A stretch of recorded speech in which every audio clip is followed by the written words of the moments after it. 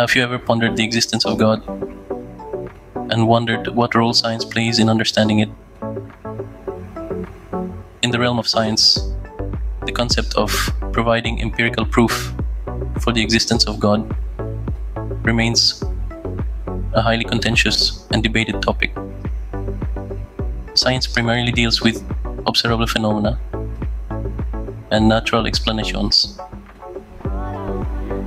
Yet, some scientists have weighed in on philosophical and theological arguments regarding the existence of a divine entity. It's crucial to note that these comments reflect personal viewpoints and do not necessarily represent a consensus within the scientific community. We will be exploring the viewpoints of 4 notable scientists: Albert Einstein, Stephen Hawking, Richard Dawkins, and Francis Collins. Each of these distinguished individuals offers a unique perspective, shaped by their scientific explorations and personal beliefs. They invite us to reflect on the intersection of science and faith, and the profound questions that arise at this boundary. So, let's delve into the insights of these distinguished scientists. Albert Einstein, one of the greatest physicists, had a rather complex view on the existence of God. Known for his groundbreaking work in physics, Einstein's perspective on God was as unique as his theories. He described himself as an agnostic, yet his language was often tinged with a sense of spirituality. Einstein was awestruck by the mysteries of the universe, a feeling he referred to as a cosmic religious feeling. His writings are sprinkled with these spiritual metaphors expressing a profound reverence for the unfathomable mystery that is the universe. Yet his understanding of God diverged from traditional religious interpretations. For Einstein, God was not a personal deity, but rather an embodiment of the laws of nature and the underlying order of the cosmos. He saw divinity in the intricate balance of the universe and the unerring laws that govern it. For Einstein, God was more about the underlying order of the cosmos. Stephen Hawking, a renowned theoretical physicist, saw the universe from a different lens. His explorations of the origins and nature of the universe led him to some groundbreaking perspectives. Hawking believed that the universe didn't necessarily need a divine creator to come into existence. His views were largely shaped by his deep understanding of the laws of physics, which he felt offered a complete and comprehensive explanation of the universe's inception. In his book, The Grand Design, Hawking laid out his views in a clear and concise manner. He proposed that because there is a law such as gravity, the universe can and will create itself from nothing. A bold statement, but one that Hawking backed with his vast knowledge of cosmology. He argued that the laws of physics provided a naturalistic understanding of the universe. According to Hawking, these laws could explain the existence of the universe without the need for a divine creator. This perspective, while fascinating, was also quite controversial. It challenged traditional beliefs and notions about the universe and its origins. But that's what made Hawking's viewpoint so distinctive. He wasn't afraid to question, to explore, and to propose new ideas. His theories, while not universally accepted, have certainly left a lasting impact on the scientific community. Hawking's perspective suggested that the existence of God was not necessary to explain the universe's origins. Richard Dawkins, an evolutionary biologist, an outspoken atheist, has a strong stance on the concept of God. prominent critic of religious belief, Dawkins sees God not as a divine entity, but as a construct born out of cultural and psychological factors. In his book, The God Delusion, Dawkins presents a compelling argument.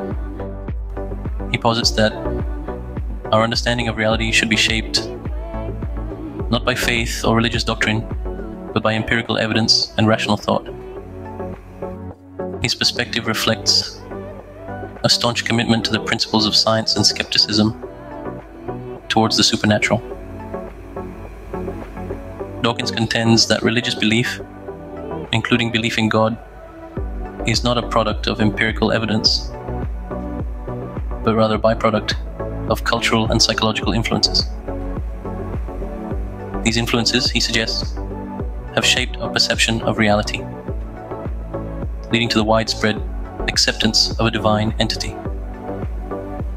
He argues that scientific explanations for the origins of life and the universe provide a more rational and evidence-based understanding of our existence. For Dawkins, our understanding of reality should be grounded in tangible evidence and verifiable facts, not in the unobservable and unverifiable. This perspective places Dawkins at odds with those who argue for the existence of God based on faith or personal experience. He asserts that such beliefs are not only irrational, but also potentially harmful, as they can lead to a rejection of scientific evidence and a misunderstanding of the natural world. For Dawkins, empirical evidence trumps supernatural explanations. So Francis Collins, a geneticist and devout Christian, offers a contrasting perspective. Unlike many of his scientific contemporaries, Collins does not see science and faith as two opposing forces. Instead, he views them as complementary, each capable of shedding light on the mysteries of existence in its own unique way.